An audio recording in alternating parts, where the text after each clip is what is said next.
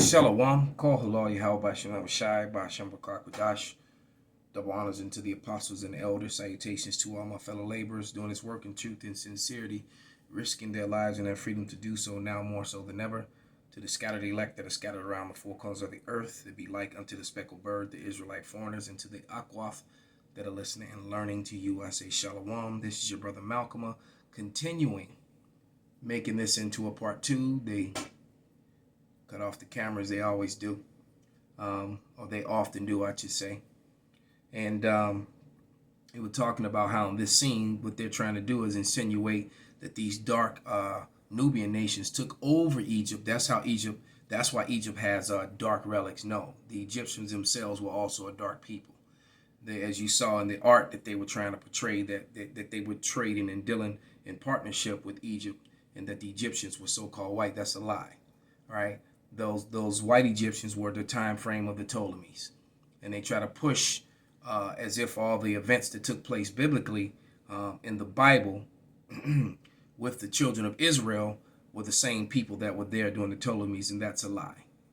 All right, so we're just going to go right into this Young's Bible Dictionary, okay, and we're going to read the definition of Ham, of his sons.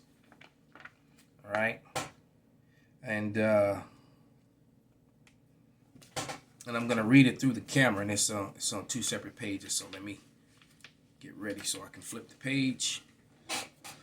So let's see if we can bring that into focus. It says, Ham, a son of Noah and father of Cush, Egypt, Put, and Canaan. Because see, this video is called the Kingdom of the Cushites.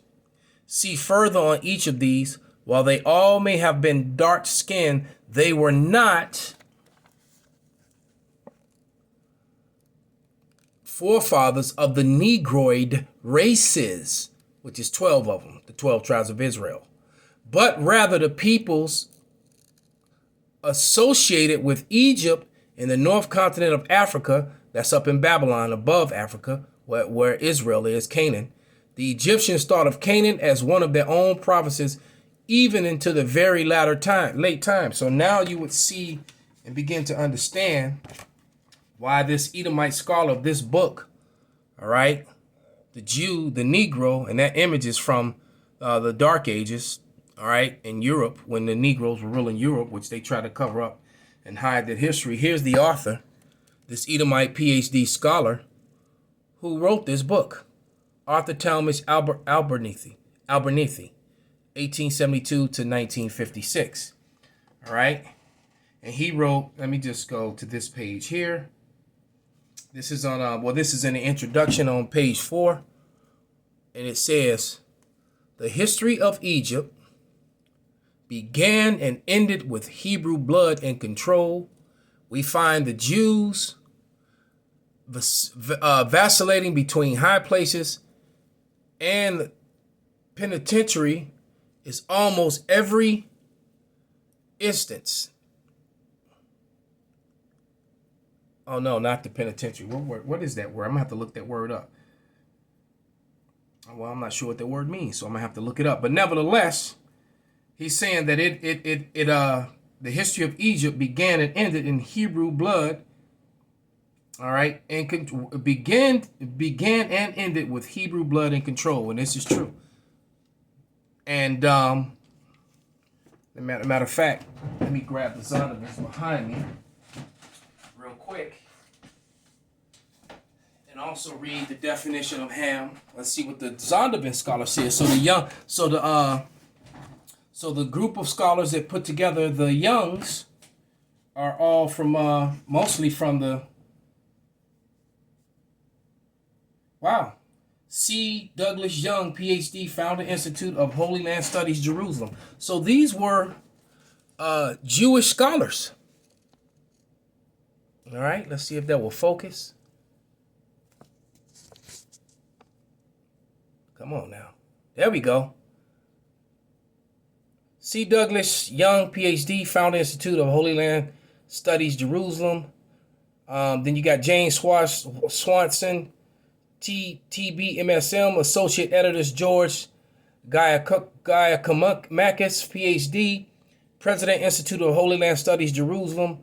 John R. Kallenberger the third, THBMA. So all these highly educated men, you know, according to today's standards, this is what they're saying. And now and they said that the Egyptians were a dark race of people, but not the forefathers of the Negroes. So these people, though they're brown, not black, they're really brown, they're not the forefathers of the Negroid races. So let's see what the Zondervan says.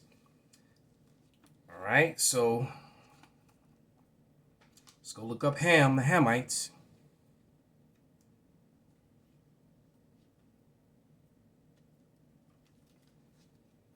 Okay, here we go. So let's get that in focus. It says Ham, the youngest son of Noah, born probably about 96 years before the flood, and one of the 8 persons to live through the flood, he became the progenitor of the dark races, not the Negroes, but the Egyptians, Ethiopians, Libyans, and Canaanites.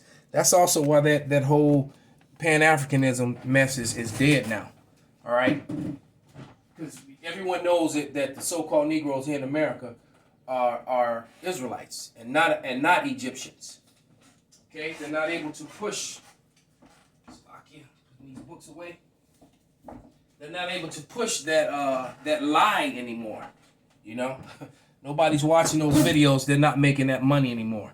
All right, even Sarnetta, you know, is now who was probably one of the biggest names in that whole Africanism thing. Is he's on the Hebrew train and knows he's a Hebrew, calling and praising on the name of Yahweh Bashim Abishai and proclaiming that GMS is the most diligent and the brothers who got it right.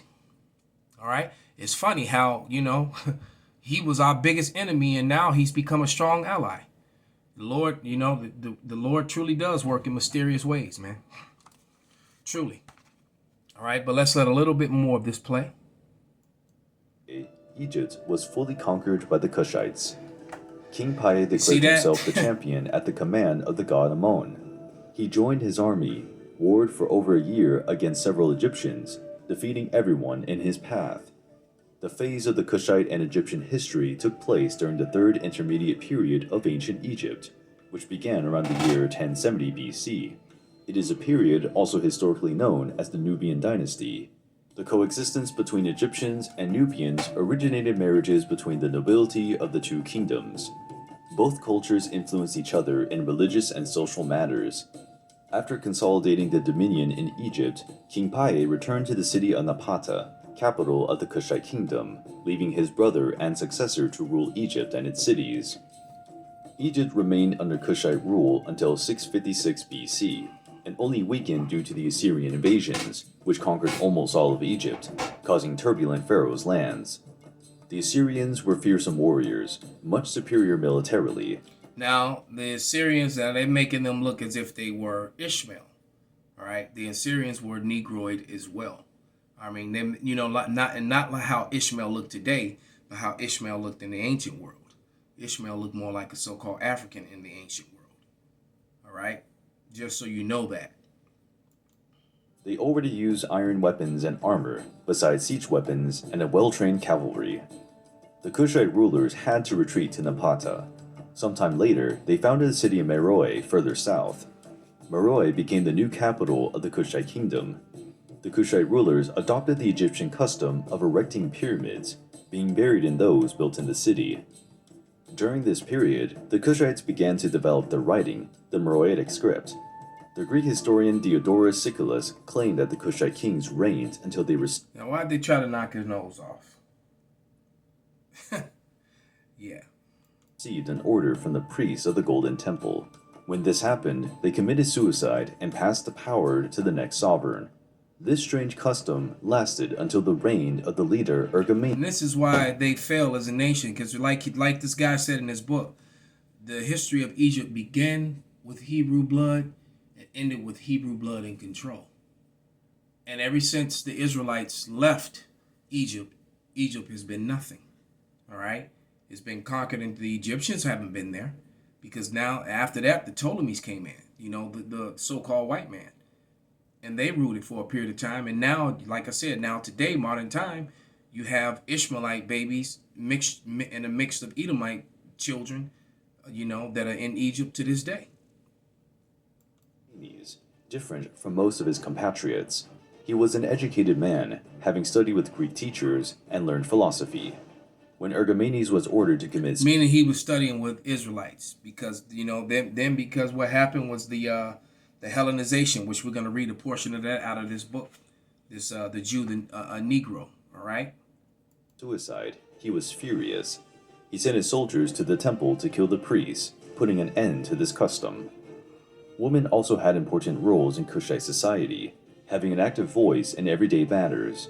For several times, Kushite queens reigned without the interference of male companions. And that's why they no longer exist. All right? These heathens, this is why the heathen nations don't exist.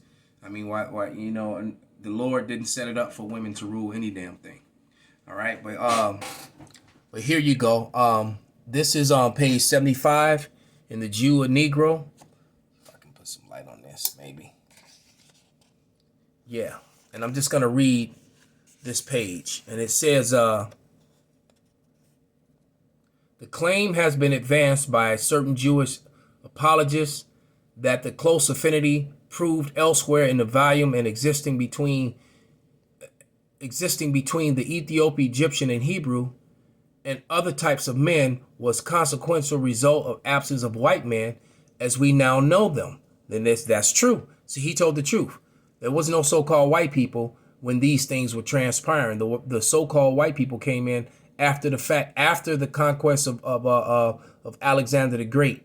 All right, when Alexander of Macedon took over, once he died, his 4 generals put on crowns. That's all in the Apocrypha, in the book of First Maccabees. All right, and the Ptolemy, one of his generals, took over the Egyptian area. All right, that's why all those pale so-called white artifacts, because there's some in the book that I just had, but that's the time period when they came. All right, but it says this was far from recognized truth. It would not do to claim that all men were originally black or dark because born in the tropics, which is a lie. All right, this begs the question that reputates historical discoveries to the contrary. They're hieroglyphical on the Egyptian pyramids, the express of white men north with blue eyes. We know that these pyramids stood at least 3,000 years. So what he's saying is that before a so-called white man was ever seen in that area, these pyramids already bear witness of the people that were there, the artifacts. As a matter of fact, just 2 years ago, they opened up a tomb in Egypt that have been sealed up for 5,000 years, and all the images of the people inside look like the people that are on the screen now. All right. And with the woman in control, then you would understand why they got buried in the tomb, and you can see all the penis worship. In the background, those obelisks, which are representations of penises, uncircumcised penises, and that America, the so-called white man, has made that his symbol because America is spiritually Egypt. See those pointy towers? That's what they represent. All right. And for the record, so-called African women are not this attractive as the women in this art. They're just not collectively. All right. The ones that are really that attracted are the Israelite women that are still there. The actual true Hamite women, they are not that attractive at all. All right. Those Nigerian women are gorgeous. All those women in West Africa.